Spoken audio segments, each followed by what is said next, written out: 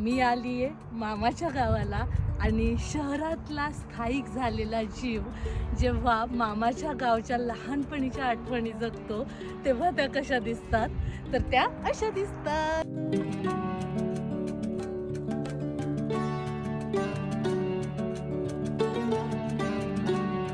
तर ही माझी मम्मी आणि सासूबाई अशा दोघी जणी पालकाची भाजी घेत आहे ऑर्गॅनिक.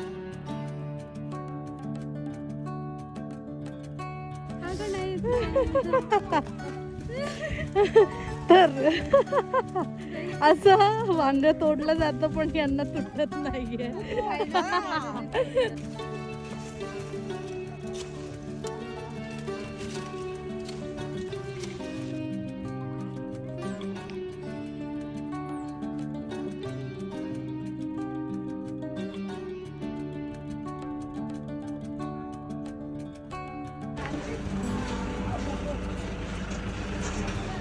येईल ते कमल चालू आहे ना.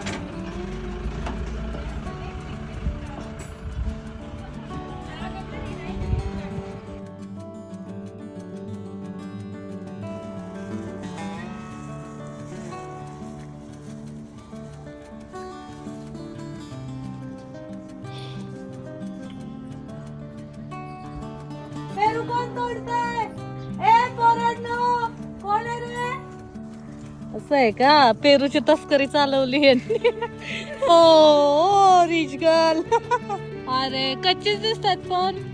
काही पिकलेले आहेत, काही कच्चे आहेत, चांगले आहेत. झाडाखालीच वाघोबाचं मंदिर. चला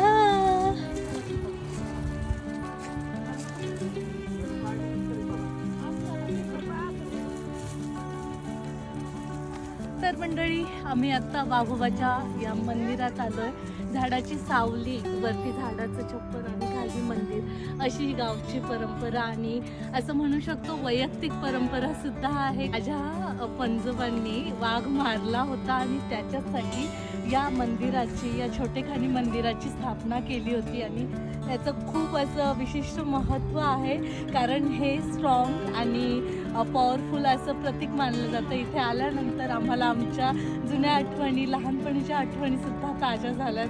सो असं हे वाघोबाचं मंदिर आहे.